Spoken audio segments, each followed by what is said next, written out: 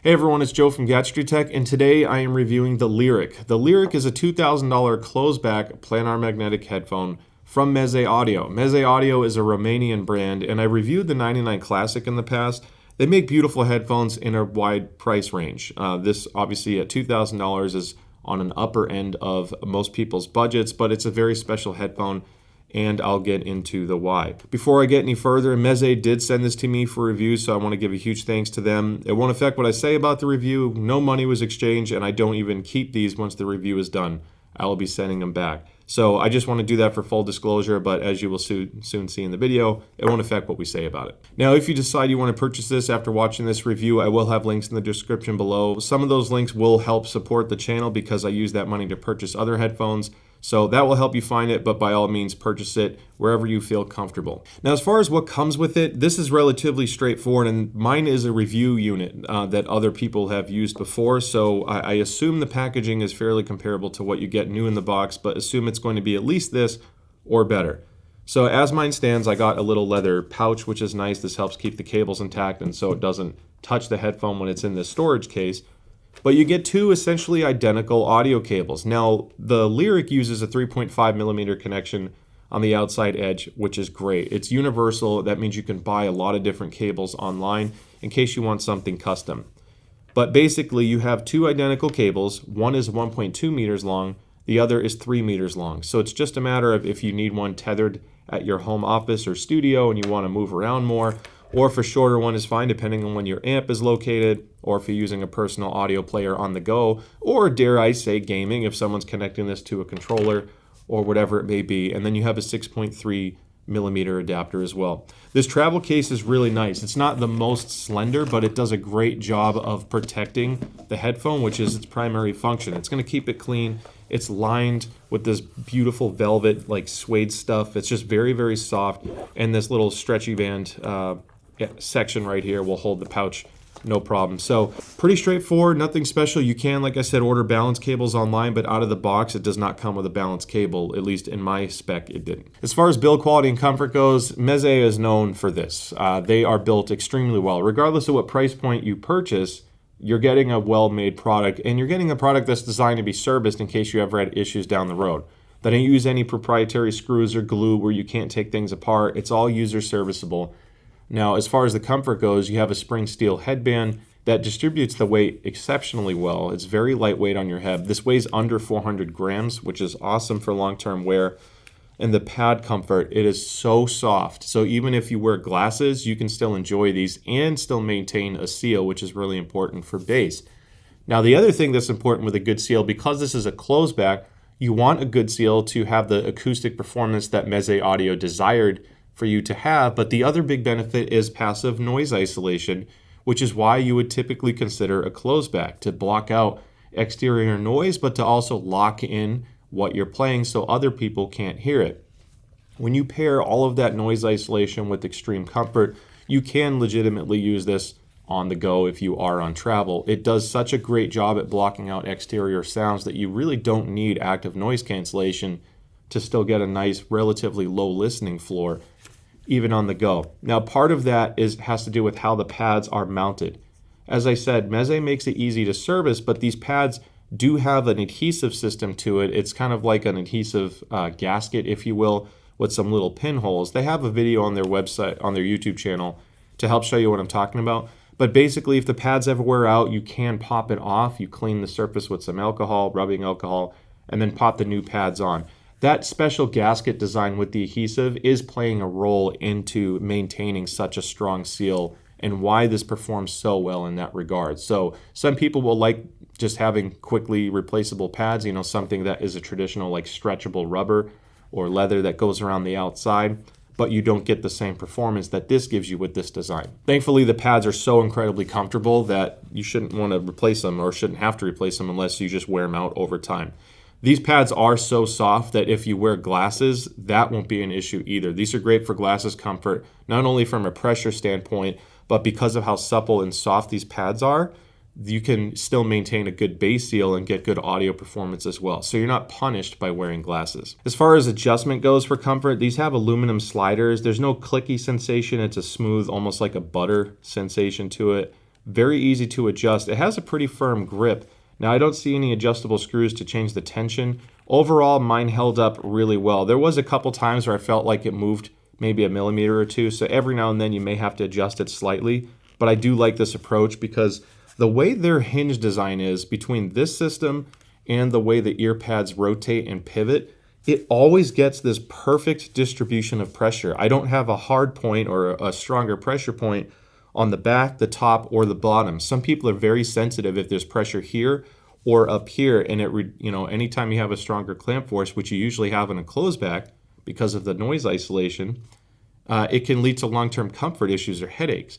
This one does a great job of spreading out that pressure, so I do want to call that out specifically because that's incredibly important for a closed back. Now, I mentioned that Meze Audio is a Romanian company, and they're using a driver called Renaro. This is the MZ4 driver from Renaro, which is a Ukrainian company, and it's a very special design. This is part of, again, what's making the Liric a very unique headphone. Basically, it's an isodynamic hybrid planar magnetic driver that uses two different transducer traces on the driver. So you have a switchback trace, which is basically the upper half or 2/3 of the driver, this entire large array here.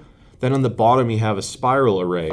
And what's happening is the switchback design excels in bass response. It works really well at lower frequencies, and they're using that for that. And then the circular pattern is being used for the higher frequencies, which is more directional. So they put it on the lower side of the driver because it's much closer to your ear canal. So it has a very unique sound presentation as a result. You have this really nice depth to bass, but you're not losing any of the directionality or the imaging qualities that this driver is capable of doing. The other thing I want to call out just on this note, because I'm going to start getting to measurements in a second, the driver matching on this is one of the best in this price range. My unit was. I don't know how they all are because there's always a variance when you're making headphones. The left and right driver aren't the exact same driver, so they're going to have slightly different characteristics to it. These were so exceptionally close. That's also going to help with accuracy in music and imaging, things like that. It doesn't shift balance at all depending on the frequencies. So that was another nice thing I noticed as well. Now, before I focus the rest of this video on sound quality, I do want to call out how easy these are to drive. That's an incredibly important feature or spec to consider when you're shopping for a closed back that you may legitimately use on the go when traveling. Some people are looking to buy a headphone like this with audiophile level audio quality without necessarily making it difficult to do so on the go. And that's not only a comfort thing, but that's, your source gear. How convenient is it if you have to plug into a larger portable amplifier just to juice it up? So this has a 30 ohm, 100 decibel sensitivity rating. Very easy to drive.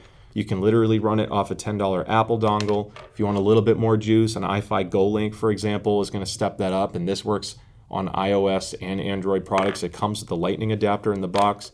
My favorite benefit of being easy to drive for on the go is I can use a Quidolix 5K, which offers a parametric EQ, balanced outputs, tons of features on the software side. This is a great little Bluetooth DAC, but it's not known to have a lot of power. Not an issue with the Liric because of how easy it is to drive. So this is kind of like a match made in heaven for portable listening, and this is all inexpensive stuff. This is like $120, for example. If you're at home, again, you don't need to buy expensive gear either.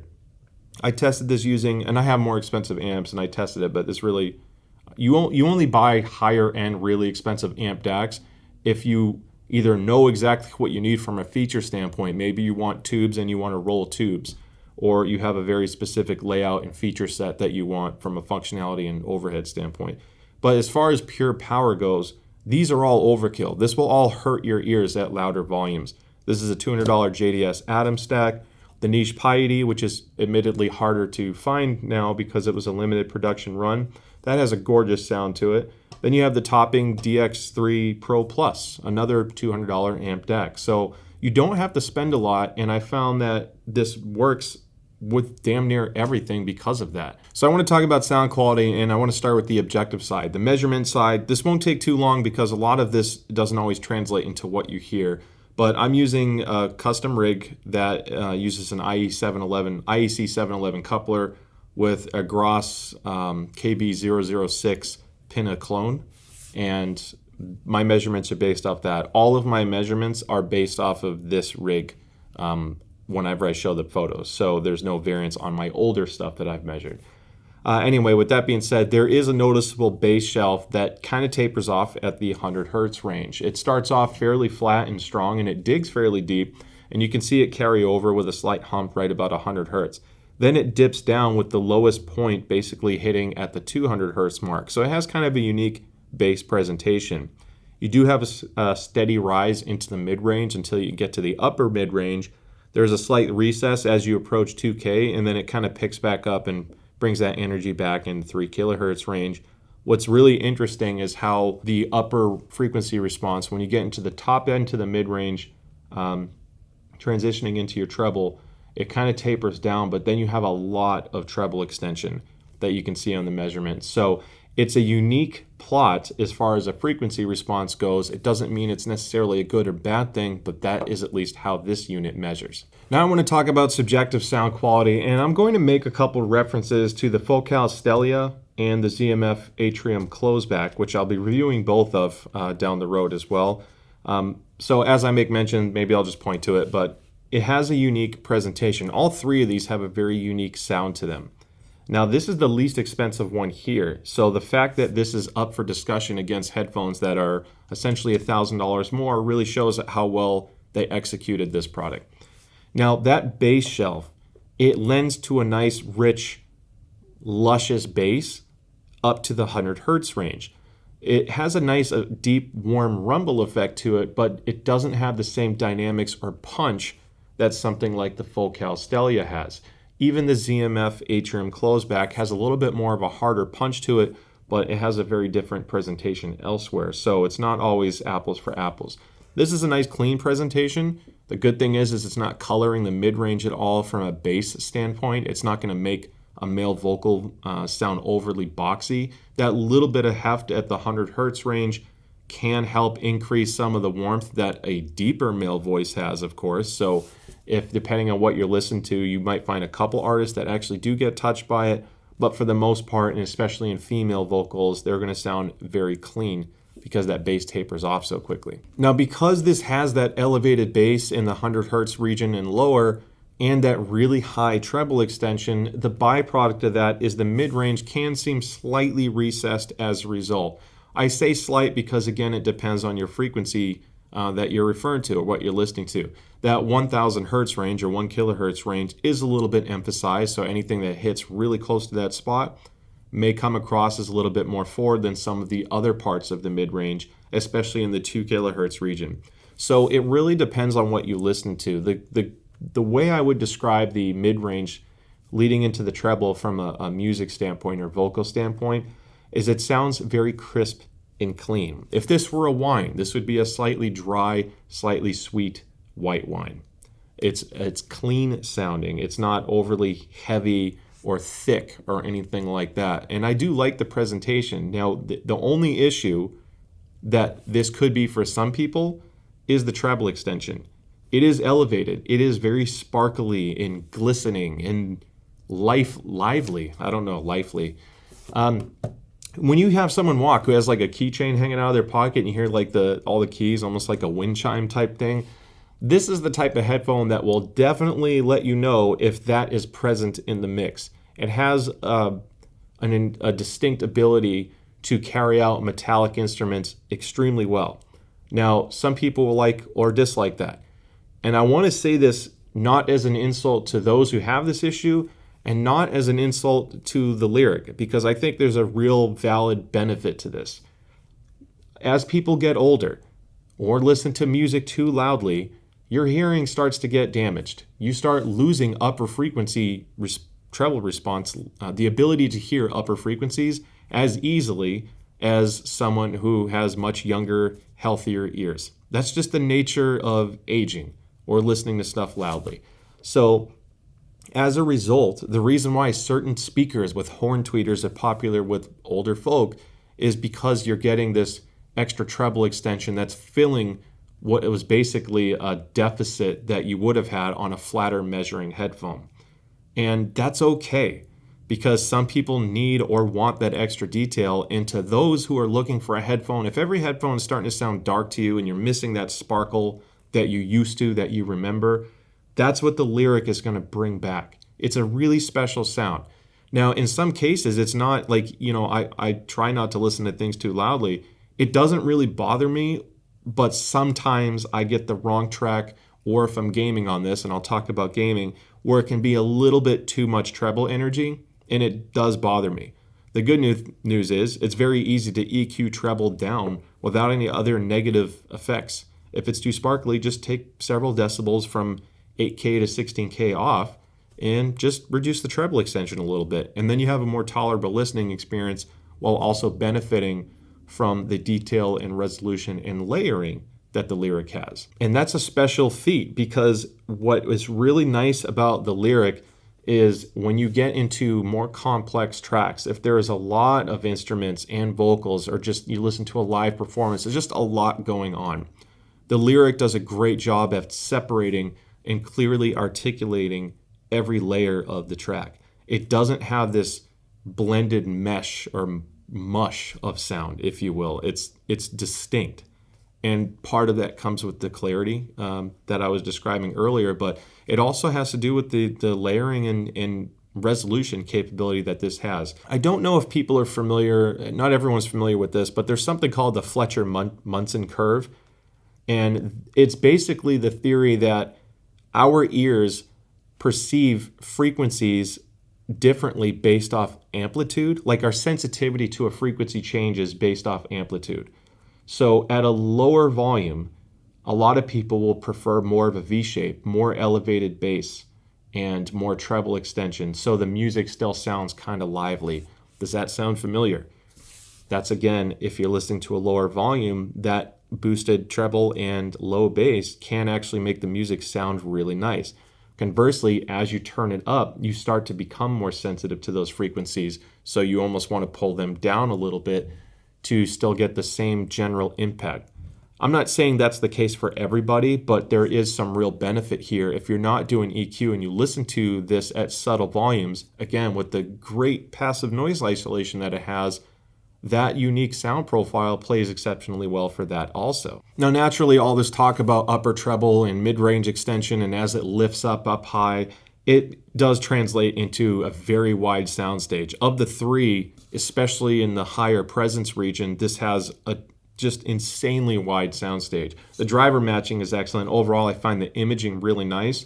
Because it's a little bit thinner sounding, some vocals or instruments may sound more distant or recessed as a result.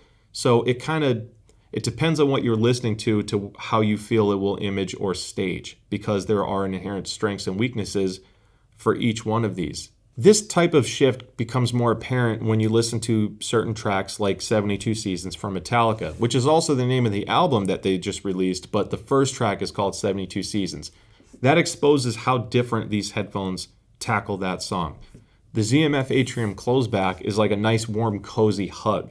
It's heavy, it's thick, there's more visceralness to the bass. Everything just feels very full and warm sounding, but you still get good presence in the mid-range. It's still fairly forward enough where guitars are still going to sound great, and there's some nice smoothness to the voices when they start singing. The Stelia has just a really mid-range forward punch to it. This is like it's the woken up version of the presentation. In the soundstage and what stands out to you, the guitars stage wider. There's more energy in the guitars, and it sounds like you're at a live concert, but you're standing fairly close to the amps, wherever the guitars are being sent out, and it just sounds more lively as a result. The acoustic side of things for string instruments, and then like the kick of the drum, the hard part of the kick drum hits so hard on the Stelia. That's really where the Stelia stands out, is the dynamics. Amazing punch, slightly forward mid-range, but it sounds great with rock music.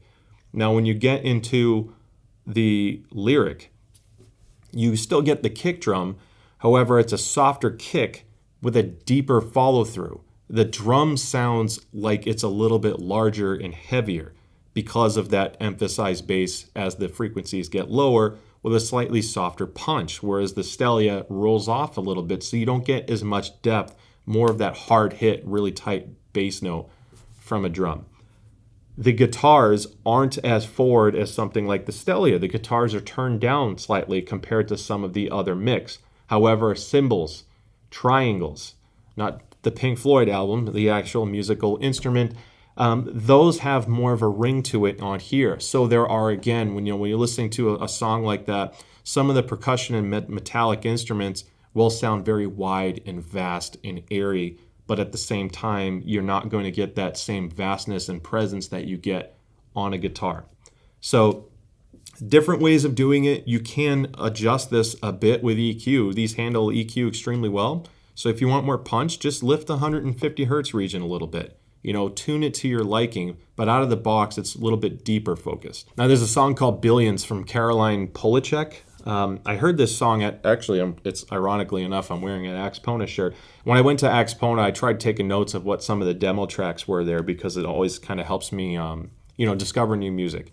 And that song, when like the 1 minute mark hits and the deeper bass comes in, sounds insane on the Lyric. It wasn't overly sibilant sounding. It's not like it's too sharp sounding or anything like that. But the texturing and the depth of the bass that you get with this, which isn't quite held up as well on something like the Stelia, which again, it's a great punch. I like the Stelia. Please, I'm not knocking the Stelia. Harder hit when you get a deep note, hip hop, EDM, something that's targeting like the 80 hertz region, the presentation you get on the bass and the texture of it and how nice and rich it sounds is a really special listening experience, and stuff like that sounds amazing. If you listen to the XX, Portishead, Massive Attack, if you like stuff like that, that is going to absolutely crush it. It really sounds insane. And I try not to use that word because it's kind of like a hype word, but it does make the music fun to listen to, and that's the general purpose of this whole thing, is to listen to music. Now, obviously, I cover gaming stuff on my channel, so I do want to touch on this briefly. The Lyric's depth of bass and treble extension gives you that unique combination of still having really great immersion for like the explosions and the effects, but also having a very wide soundstage. Now, when you get into this caliber of headphones, they're all going to be great for gaming. They're all going to have very nice resolution and details. So the subtle, quiet stuff of the game is going to be well articulated. Conversely, on a loud, chaotic part of the game, having good layering and separation is also going to help give you the detail you're looking for. The Lyric does have a nice benefit of having that deeper sub bass. The Atrium is a nice presentation as well if you want that heavy, immersive sound. It thins out again in the mid-range. It does change the way the game sounds a little bit. And then that sparkly high is okay for games like Apex, which is a little bit more mid-focused. Call of Duty sprinkles a lot of chaotic effects in the game, and certain things can be a little bit too sibilant for me when you're reloading and you hear the clip going into the gun. That stuff can be a little forward, so I had to turn down treble slightly. Not a big deal, but when it came to everything else, like the imaging and detail retrieval, it performs exceptionally well. So yes, absolutely. You can use this for gaming, and because it's a closed back, you can use it for gaming basically anywhere. So that about wraps up the review, and I hope you found it helpful. The Meze Liric is unique because of how it presents the music. There's not, when you compare something like a Sennheiser HD800S, which is more forward in the mid-range, upper mid-range area, this is giving you more of that brilliance and presence side, and the upper high mid-range and treble with more sub-bass. So I wouldn't compare it directly to it, even though they both have a very vast soundstage. Closed back versus open. There's a lot of different things here. I think the fact that the Lyric gets compared to higher end closed back products more than less expensive closed back products shows how great they did with the Lyric. I will say this, you can't EQ comfort, design, and build quality. And to some people, that's a very important thing to consider. I still get blown away. It's almost a surprise like every time on how comfortable this is. I wasn't just blowing smoke before. That pressure distribution is so good and these pads are so nice that I'm more than happy to EQ this to my liking to get this level of comfort. I know Meze products are going to last. They are built exceptionally well. Of course, they have a warranty and everything. But I do like the headphone. I don't think out of the box the sound profile is going to be for everybody. Some people want the dynamics and punch that something like a dynamic Stelia gives you, or the warmth and comfort that the Atrium Close gives you. This is, again, a cleaner, crisper presentation. But if you're okay with the brighter treble, or you are okay with EQing a little bit, this is still an insanely good product. Honestly, this headphone really is a special model in this price range. So yeah, I hope you enjoyed the review, whether you were in the market for or not. I hope you learned something new about the Liric. Don't forget to like and subscribe. I'd love to see you in a future video. And with that being said, I'll see you next time. Bye.